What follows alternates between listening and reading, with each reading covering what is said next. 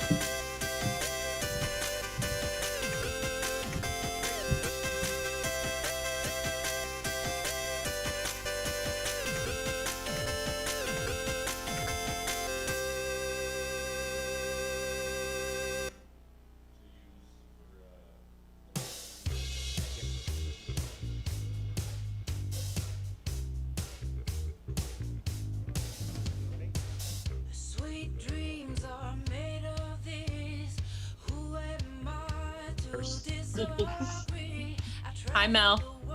Hi, Bethany. Hi, everybody. Hi. I'm ready.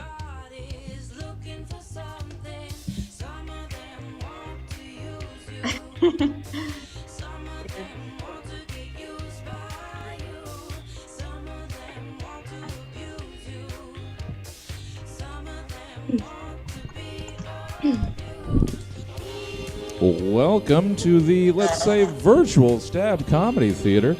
It's time for the Splash Vernal Variety Show. Please welcome to your screen, David Coleman. Hello, everyone. Hi. We go, David. Oh, David. Hi. Thank you, everybody, for being here with us tonight. For those of you who don't know, who may have been coming here from other areas or viewing from other areas, I should say. Sac Splash is a local nature education organization. This way, yes, I'm in the frame. And we are raising money for them tonight.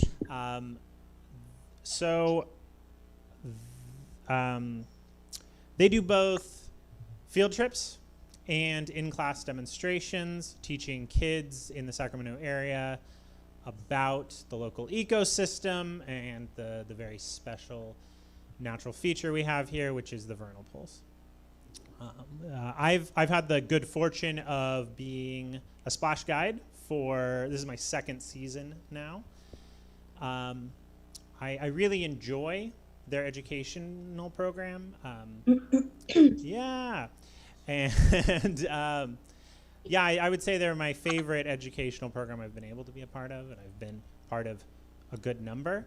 I apologize if you're watching this because you worked with me on another educational program, but I'm not doing a comedy show for you.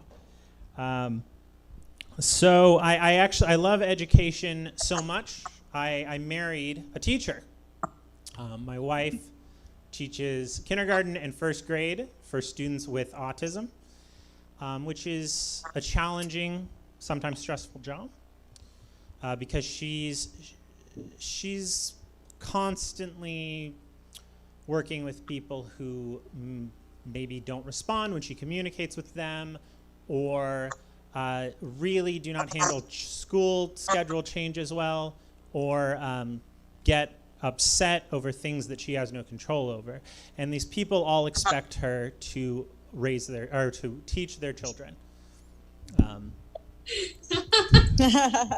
So I really respect that she can do that. I could not teach because it's stressful dealing with administration and parents. I like the part of teaching that is spending time with the kids. And I love teaching if it has to do with animals, because I don't enjoy like adult small talk, and I've never been asked about the economy by children or animals. Same reason I do comedy. Comedians don't like talking about the economy either. So I am actually one of the people still going into work right now. In addition to working at Splash, I work at a state park. And I'm very glad Starbucks is still open. I used to work at Starbucks. Similar problems with adults and small talk. So, and what's funny is once you've worked as a barista, anytime you order coffee at Starbucks, they know you used to be a barista, because what I order is a barista Americano. An Americano is espresso diluted with water, and a barista Americano is enough ice to cool down 8 shots of espresso, which is the most they will give you in a cup. So immediately when I place that order, they know, hey, you used to work here. If you go to Starbucks, do not try to order a barista Americano, because they will not know what you're talking about, because it's something that, people at my store used to call it that. They might call it something different somewhere else. And there's this problem where things that are on the secret menu, things that are ordered at one Starbucks, customers think they can order them anywhere. This has led to me. I'm in a Facebook feud with Cosmopolitan right now, because they keep posting articles talking about the newest Frappuccino you can order at Starbucks, like the Chewbacca Frap. And what the Chewbacca Frap is somebody went into Starbucks and ordered a bad drink, and it was brown, and they said it looks like Chewbacca. And then somebody from Cosmopolitan saw that and heard that and wrote an article about it. And then people go in and order the Chewbacca Frappuccino. And these poor baristas have no idea what you're talking about. And I get it. Like, if you've seen a drink online and it has a name, you should be able to order that drink by name, like you would with any other drink at Starbucks. So I understand why you think the barista's an idiot if they don't know what you're talking about, but it's because that drink doesn't exist. And every time Cosmopolitan posts one of these articles, I politely comment, "You're a bad person and you're making the world a worse place." And it's actually happened. This is true. It's happened so often that Facebook gave me this little diamond next to my name, because I am a top fan of Cosmopolitan magazine, because I've commented so much.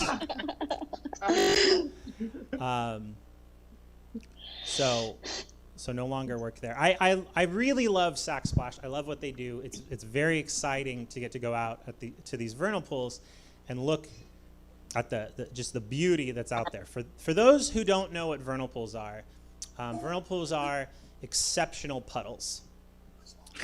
Their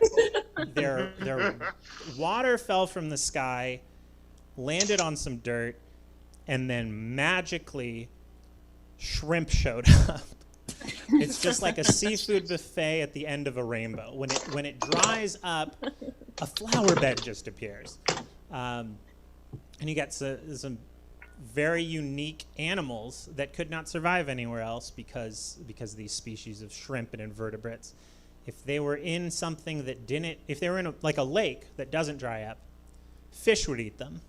But fish can't live in vernal pools because famously, there's that phrase about fish out of water. So we're going to go ahead and we're going to have our first comedian join us. This is my good friend, Sir Hissalot.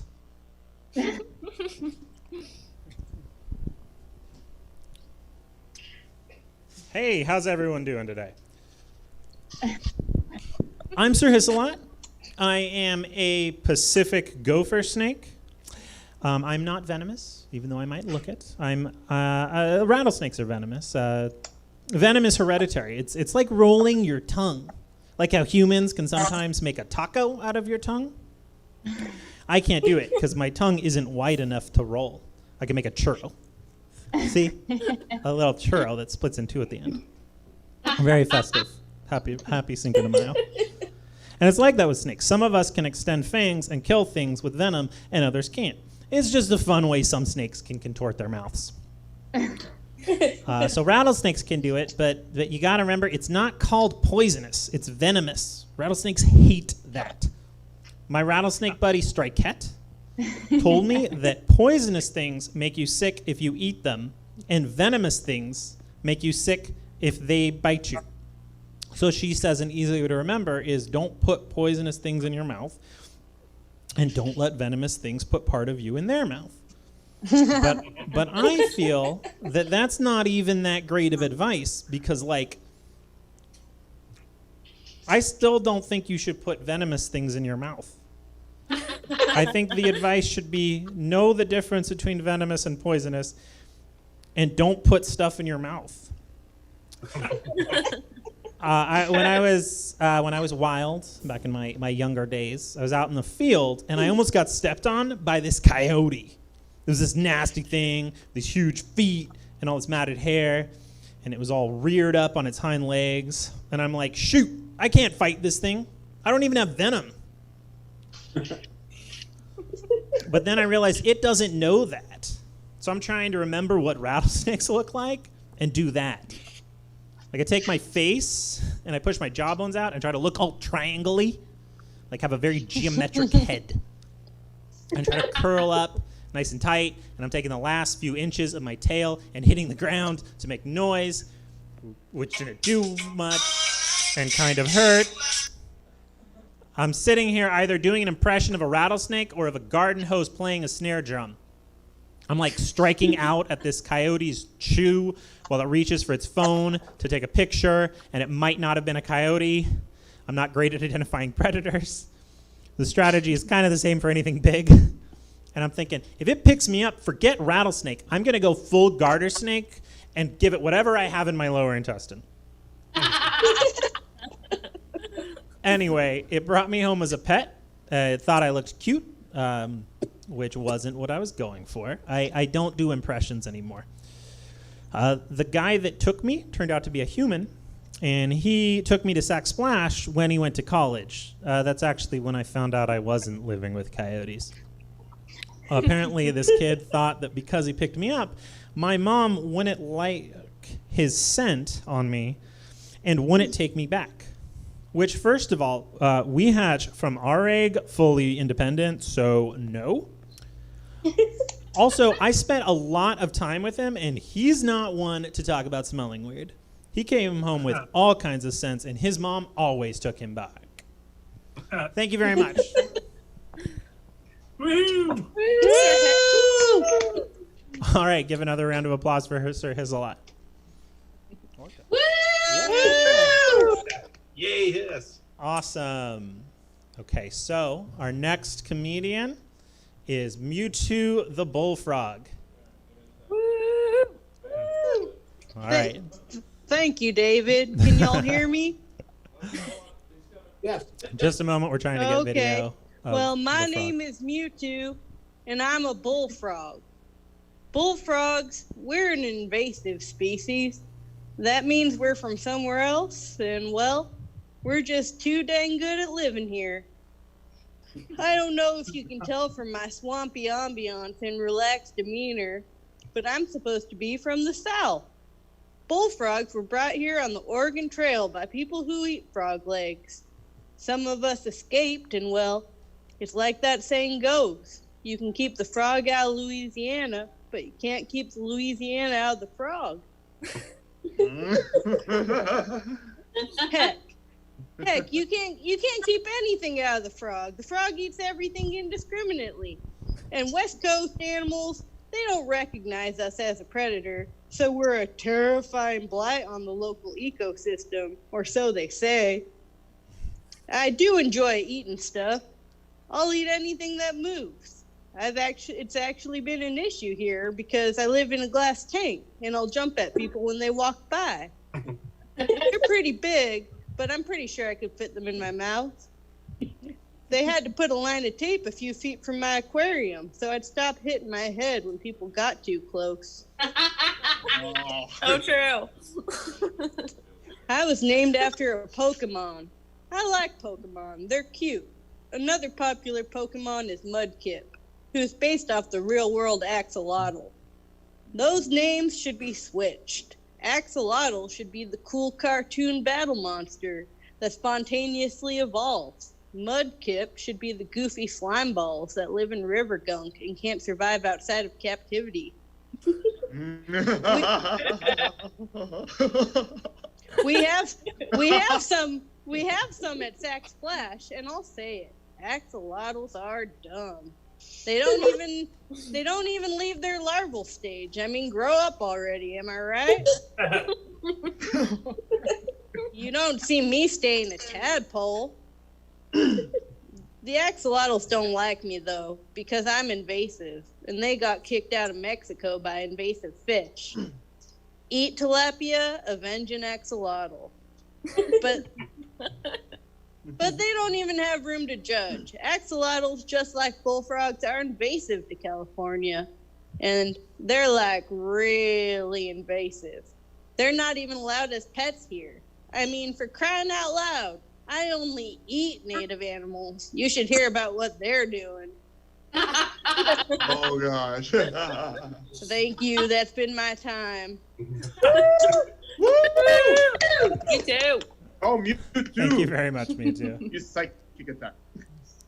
So, once the quarantine is lifted and we're all able to leave our homes, I hope that some of you who are hearing about Splash for the first time will make a visit to us and see some of these animals in person. These are ones that we actually keep at our center. So, pretty great animals. All right, so next up we have Yoshi, one of our voles. Woohoo! Hi. Yoshi! Hey, thanks, you guys. Hi. We're voles. Oh, that was nice. And our goal is to make, more voles. We can have litters of babies up to 17 times a year. And a lot of those get eaten by predators, which we think is fair. There's a lot of voles. Surely with this many voles, most of us can live happy, uneaten lives. I mean, how much can hawks really eat?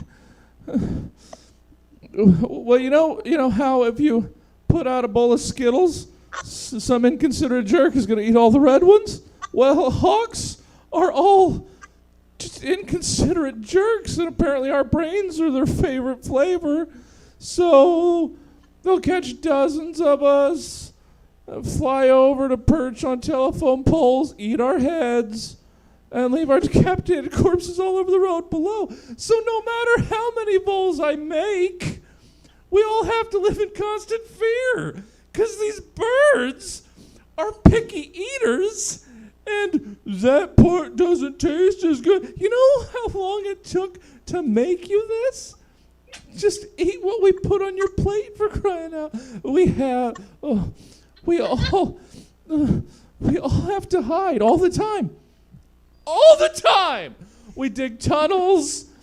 We make these little paths. And we're super careful to leave grass hanging over our trails so we can't be seen. It's very freeing making these paths. You run back and forth, eat seeds, go where you want to, pee whenever you need to. It's where a rodent can be a rodent. No one's going to stop you, and you're covered under the shelter you created. But then, somehow hawks they're still catching us. How are they doing this? Because apparently their eyes can see color in the ultraviolet spectrum. Like, that's fair. Like if you're looking at stuff under a black light, so you can see our paths because of all the urine. I wish I didn't pee so much. So these psychopaths are hunting us by pee vision, and is nothing sacred? What kind of sick George Romero Predator versus Alien monster tracks you by the bathroom? This just isn't. They tear our heads off and then fling our corpses into oncoming traffic to establish dominance over suburban humans driving to soccer practice. That's just... You guys, I can't even pee safely. I'm gonna go. Just remember, somebody's got it worse, and it's voles. Bye, guys. Thank you very much, Yoshi. All right, so those are our animal guests. And now we have our headliner for the evening, our human, Keith Lowell Jensen, who is one of my favorite comics in the area, and I hope you enjoy it. Take it away, Keith. Yay! Hello! Yay. How you doing, everybody? Good. Doing great. Oh, cool. It's so nice being able to hear you guys. I knew that trying to function as a stand-up comedian during this quarantine was going to be weird, but I had no idea it was going to be this weird. The opening act was just a bullfrog, a snake, and a couple of voles, and David. It was very, very weird. Was not ready for that. But cool. It's so great to see you guys all here and to see us making this work. Staying home like we should. I guess California's numbers are pretty good. We're doing all right, but it's hard. I have not been to the hair salon in 48 years, so difficult. David mentioned Starbucks. I have a funny relationship with Starbucks. I feel like when I'm in Sacramento, if I see a Starbucks and then a block later I see another Starbucks, I have a lot of attitude. I'm like, really, Starbucks? We need one every block, But then when I'm on the road, if I get off a freeway off-ramp and there's no Starbucks, I'm like, what the hell? Is this legal? How is this even legal? This isn't right. Screw you, whatever podunk drive-by town this is. Coffee shops is probably the thing I'm missing the most right now. I'm a big coffee drinker. I'm making my own coffee at home, and I make a good cup of coffee. When this is all over, if you guys want to come by for a cup of coffee, I'll hook you up. I've got my little AeroPress and my ceramic burr grinder. But it's not the same. I like to have somebody else make my coffee for me, and I miss that. So after the first week, I went to my wife and I said, baby, would you mind making me a cup of coffee? And she said, oh, you're so picky. And I was like, no, I won't even be judgmental. I'll make my own first cup and second cup, but my afternoon cup. If you just make my afternoon cup, I just want a cup of coffee made by somebody else. And she said, okay. So she made me a cup of coffee, and I took it, and I sat outside, and I drank it. And it was delightful. We're making it work. We're getting those experiences, quarantine version of them, It wasn't quite there, but it was close. So the next day, I said, okay, when you make my coffee this afternoon, would you set it up on the counter, and then would you call my name out and maybe miss my name? And she's like, fine. So she put it up like Americano for kite. And I'm like, oh, that's And then the third day I said, listen, sweetheart, today, when you give me my coffee, would you do me a favor and compliment my Germs t-shirt and say that you like it better than Damien's dumb Star Wars pun t-shirt?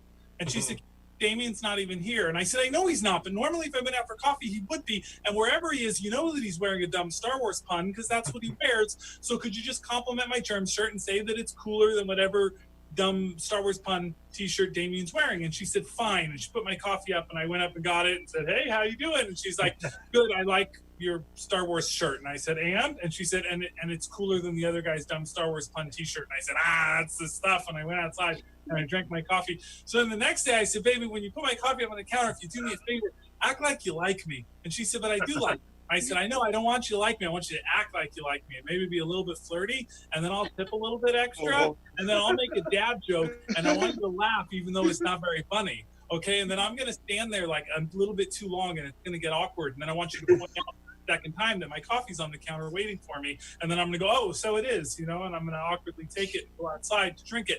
And then when I'm outside, I want you to come out to wipe down the tables, but then realize that I'm still there and awkwardly go back inside without ever wiping down the tables, leaving me to feel terrible and insecure and wish that I'd gotten my coffee in a to-go cup so I could just leave, but I didn't. So I just have to drink it really fast and not really enjoy it. Could you do that? And she said, maybe I need you to go back to making your own coffee. That's where we're at. This is the COVID-19 material, guys. Yeah. People are like, oh, Keith, you already wrote material about the quarantine. And I'm like, no, I wrote this 10 years ago. Unlike the government, I knew that this was coming. I was prepared. All the signs were there. I listened to the experts. It's not that hard to do. One of my favorite experiences I've had with this fun so far was my wife is an introvert, and me and my daughter Max, we are extroverts, big time. And I'll tell you just how different we are from each other. When I go to Trader Joe's with my daughter, I just take her to Trader Joe's and we shop and we have a good time. I found out recently that when my wife goes to Trader Joe's with my daughter, they have a Trader Joe's rule. I didn't know that before. They have a Trader Joe's rule, and the rule is that my daughter is only allowed to start conversations with 3 strangers when she's there with my wife. That's her limit. My wife's like, that's how many strangers I'm comfortable talking to in a day. So definitely introvert, extrovert relationship. And my daughter picks very carefully. She's like, only got 3. So she's like, person will probably be boring. Ooh, that lady's wearing Robert Smith makeup. Let's go talk to her, mommy. So my wife goes and gets a good deal on tomatoes, and my daughter gets to talk to 3 people. My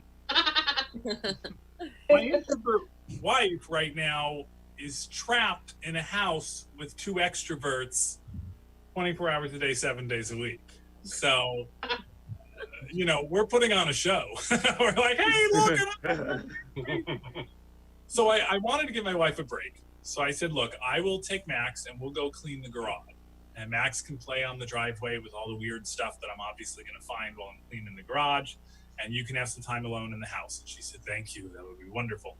So I go outside and I'm cleaning the garage, and Max is in the driveway. And we're new to the neighborhood. And I see one of my neighbors walking towards us across the street.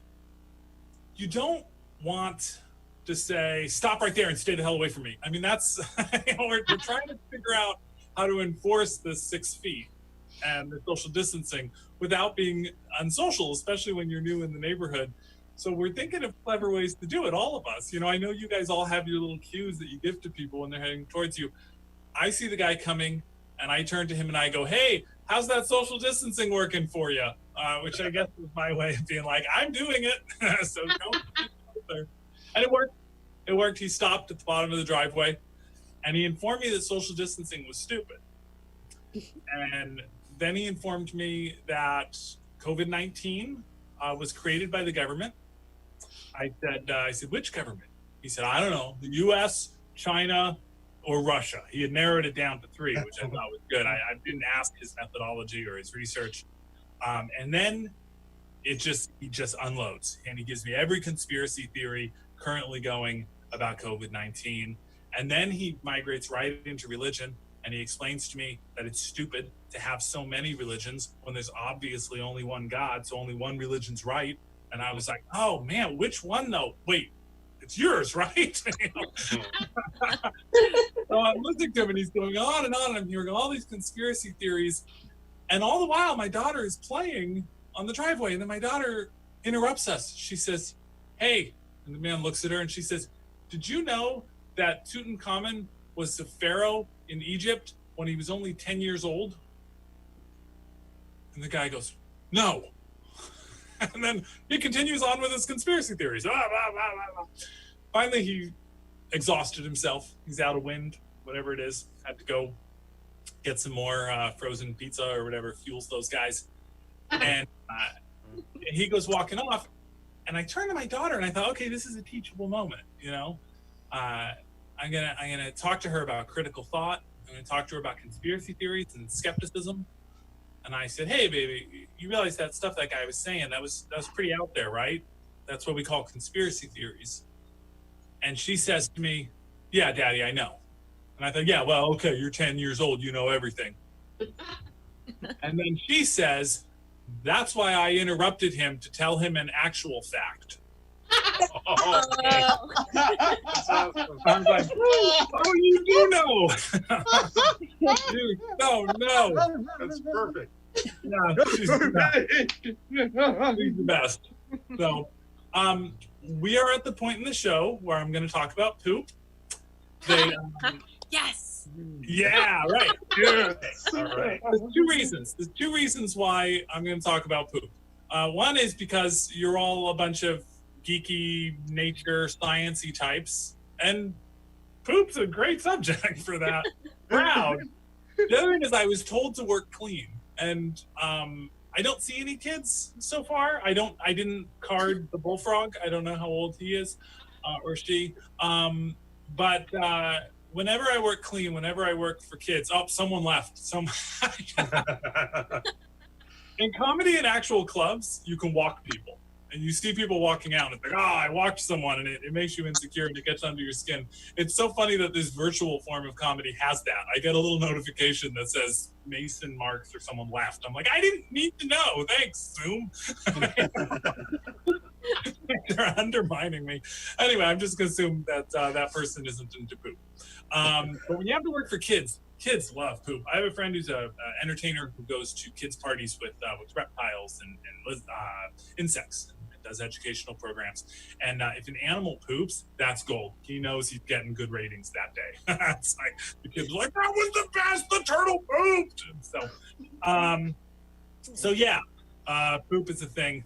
Here's a couple of stories on that subject. But before I get into it, we are all washing our hands still, right? I feel like now we're talking about social distancing and the dialogue has changed, but the washing your hands part is still important. Wash your hands all the time. And some people didn't know that before this happened, apparently. Now they're getting a lesson on hygiene, and we should have gotten a long time ago. So I feel like we should address a lot of that stuff, like the 3-second rule. Do you guys remember, who by sound up makes some noise? Who remembers the 3-second rule? Woo! Woo. Yes. If you drop something on the ground, it's fine if you get it within 3 seconds. And, I'm sure COVID-19 is the same way. It's just like, 1, 2, 3, okay, got him. But yeah. When I was a kid, I was already an animal lover, and I was very upset one day in 4th grade. I loved in 4th grade when we would go out to lunch because we had seagulls and we could throw bits of our lunch up to them and they would grab it down in Southern California school. And I would always have my mom pack an extra piece of bread or something so I could throw it to the seagulls. And one day I'm out there and the seagulls aren't coming to me for their food because there's a 6th grader and he's chucking little rocks at the seagulls. And I thought, man, what a horrible kid. I didn't like that guy at all. Trying to hit the seagulls with rocks. What a loser. And so then I'm watching him and he throws one and he wings it just perfectly and it smacks into a seagull, thumps him right in the chest. And the seagull cried. And I don't mean that noise they normally make. That means, give me some of your pizza or whatever. It was a sound I'd never heard from a seagull before. This horrible, mournful sound.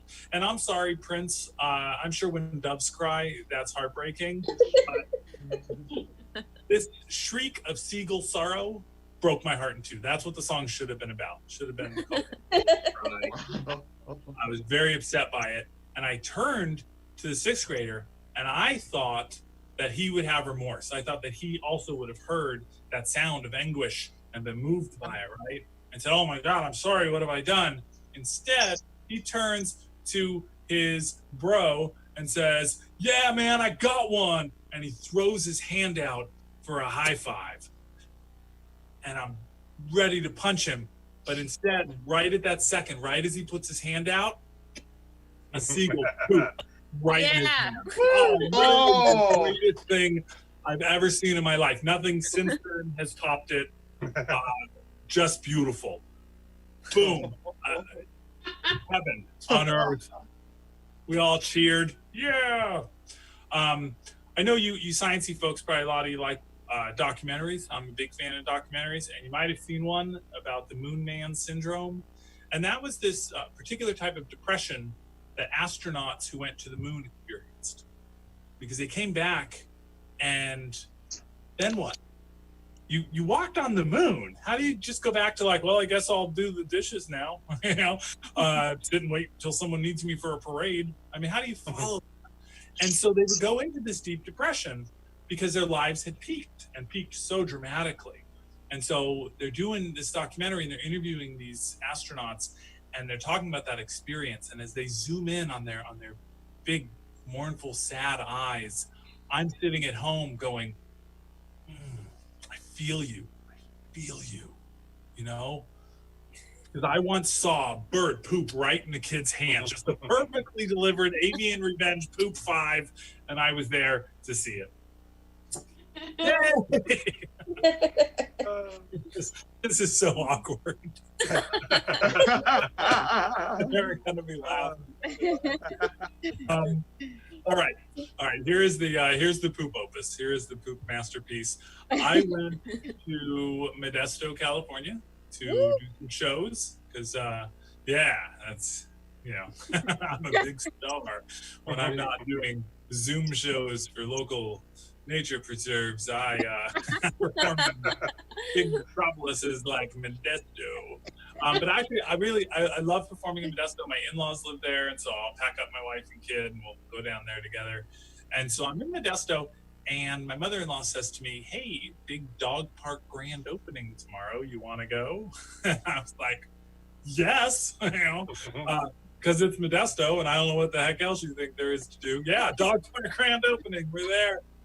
So we get up in the morning and we head out to the Modesto Dog Park grand opening. And I'm telling you, this was the social event of the year for Modesto. I think the entire town was there. I think people that didn't have dogs went and rented dogs to not miss out. Swung by the dog rental place. I've never seen it, but I'm sure it's out there. If you swung by the dog rental place, they'd be like, "Sorry, man, we're all out. We have one Siamese cat that thinks he's a Chihuahua. You want?" So we go in, and my daughter at the time is about probably 4 years old, and I've got her resting on my hip. And dogs know how to party. When they sang "There Ain't No Party Like a West Coast Party," I think it was written, I think Snoop had been to a dog park. That's what was happening there. They do things that I can't mention in a clean show. There was a lot of sniffing. There was peeing everywhere. There were fire hydrants set up for them. They were like, I don't need no fire hydrant. Please. And it got to the point where dogs were traveling in waves. And I'm holding my daughter, and they're almost knocking us over. And we're laughing. And wave after wave of dogs will rush past us with very little concern for us, And then at the height of it, this large dog stops right in front of us, this huge black lab, and he takes a poop, and he takes a really big poop. And my daughter and I stop to watch. Her, because she's 4, and that kind of fascinating when you're 4. And me, because I don't know what's wrong with me. Anyway, we're watching the dog do his business, and the poop hits the ground, and that's when things get incredible. Because the second the poop hits the ground, and I mean the second it hit the ground, the little white dog appears out of nowhere and gobbles it up. Runs on. Oh my! Sorry if I'm grossing you out. I'm just the reporter here. I didn't do it. I thought I tells what I sees.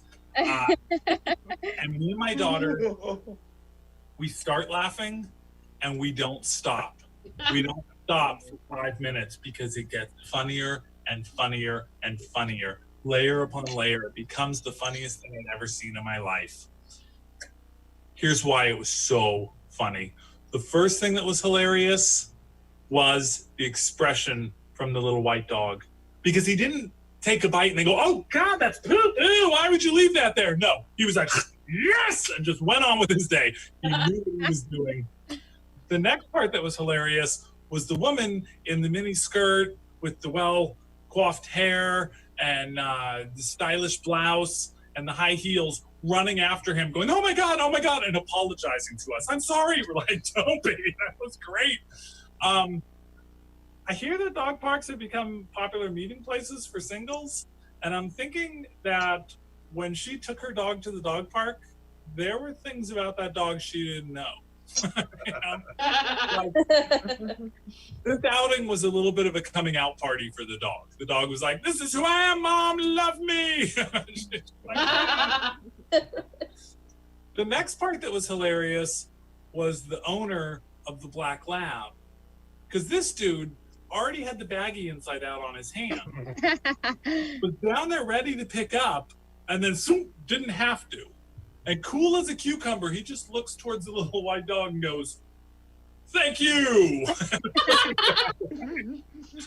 that man's a champion. And then the next part that was cracking me up was what a little narc my daughter was being. Because when you're 4 and something's funny, you just have to keep repeating what was funny. So she keeps going, "That dog ate that dog's poop. That dog ate that dog's poop." And that's making me laugh. Plus, she's pointing out the little white dog. If the woman wanted her dog to get lost in the crowd, my daughter was not having it. She's like, "There it is. That's the dog that ate the dog poop right there. If anyone missed it, that's the one. Watch, you might do it again." I feel the tears on my cheeks because my cheeks are warm and the wind blowing across my tears is cool. That's how hard I realize I'm laughing. And I think to myself, this whole thing, all these levels that all happen so quickly, is the funniest thing I've ever seen. And at that thought, I realized I've dedicated my life to comedy. I've studied Chaplin to Richard Pryor. I've spent countless hours working on my material, but I will never, ever, ever be as funny as that little poop-eating dog. And that thought amuses me and makes me laugh even harder. So now I'm roaring laughing, my daughter is laughing, and a woman standing nearby decides that she doesn't approve of this particular brand of father-daughter bonding. And she leans over into our space and she says, "Excuse me." And I said, "Yeah." And she says, "That was disgusting." To which I said, No, it wasn't. If you think about it, because that little white dog was totally within the 3-second rule. Oh, yeah.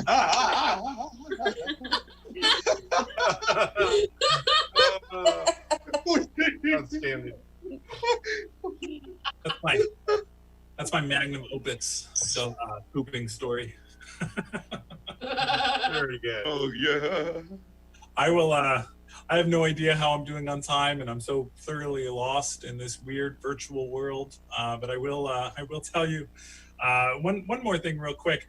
I had weird experiences doing comedy prior to this. This isn't the first time things have gotten strange. Comedians don't say no. Any chance we have to work out our craft to get that attention that we crave, we generally go for it. And I had mentioned not being religious, being an atheist. probably the most boring part of my personality. But, you know, I'm not one of those who's judging you if you're not. I hope we can all get along. But it got me gigs. I mentioned it in a joke, and all of a sudden I'm getting gigs from atheist organizations. Now, I'm not the kind of atheist that belong to an organization. I quit being an atheist, or I quit being religious, and thought one of the good parts is that now I can sleep in on Sunday. But no, these people get up and they go to meetings and they take it very seriously, and they want me to come perform for them and entertain them. And I'm like, cool, great, I love gigs, you know. So I got one in Kamloops, British Columbia, which that was very interesting. I don't know if you've ever been through customs, but customs going into Canada is unlike customs anywhere else in the world. They do this thing to throw you off. They're nice to you. Yeah, it's very disconcerting. They're polite and they're pleasant. You're like, what's going on? So I get there and this woman says, oh, hello, welcome to Canada.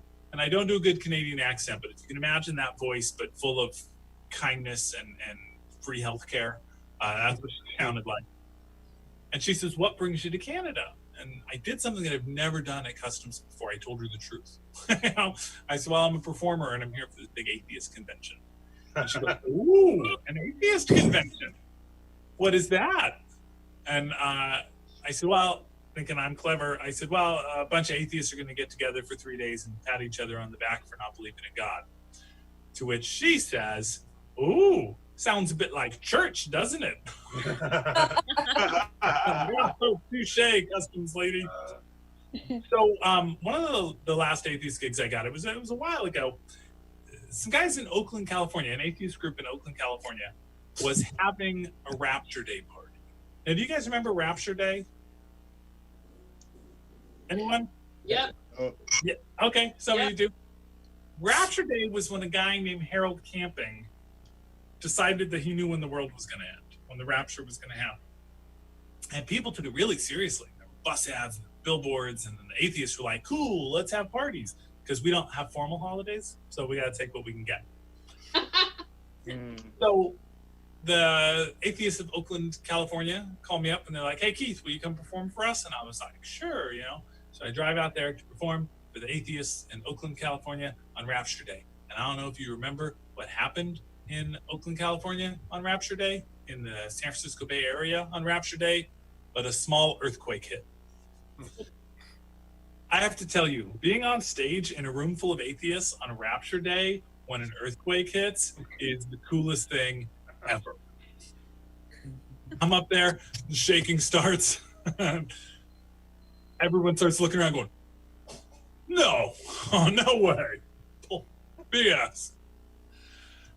And then people are like, oh, the shaking stops. I wasn't scared. And I'm on stage and I was just like, oh, that's funny. None of us were scared, but man, this room smells different, doesn't it? It all comes back to poop. I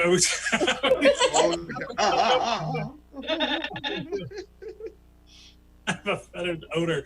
I'm not even sure how to end this or turn it over, so I'm just going to say thank you guys so much for having me. I love Splash, and anything I can do now or in the future to support Splash is always welcome, and we'll certainly be back there as soon as we are welcome to be back there doing the tours and having a good time. So thank you guys so much for letting me be a part of this. Good night.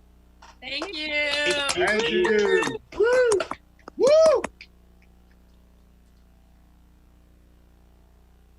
Thank you, Keith. Yes. So we're in a couple days. We have Big Day of Giving, which is our big fundraising event of the year. If you're able to, we would really appreciate it if you could make a donation. And in the future, there will also be volunteer opportunities. So we're trying to raise money for our elementary school program. Every year, we have hundreds of kids, dozens of classes come to the Splash Center, and they get to see animals up close and personal that they wouldn't otherwise. And then we actually take them out into the field off of the pavement, and they get to see the vernal pools. They get to usually see some fun scat and carcasses, which they thoroughly enjoy. and it's a very unique educational opportunity. I think it's, if you want to teach children the value of nature, showing them something that's right in their backyard is an excellent way to do it. So if you would like to donate, you can go to bigdayofgiving/funny snake. That's my personal campaign. Or if you do bigdayofgiving/sack splash, you will also find other personal campaigns that devoted people have made to try to raise money for Sack Splash. I also did want to take a moment just to thank Stab Theater. This is excellent local theater, and they were willing to host me here and host you all on their streaming platforms. The video of this show will be available if you have friends who missed it. And I would also definitely check out some of the other shows that are here at Stab. They do some really fun things. My favorite is they have a podcast every Friday where comedians have a certain amount of time to write material based on questions and prompts they're given, and it's a ton of fun. It's my favorite show to do. So check that out. And if you have any questions about Sack Splash, feel free to go on the Splash website and ask questions there, or if you know me personally, you can ask me. I love talking about it. So I think that is everything. Thank you again for those of you who are on the Zoom call watching. I hope you enjoyed this. Woo! Woohoo! Yeah.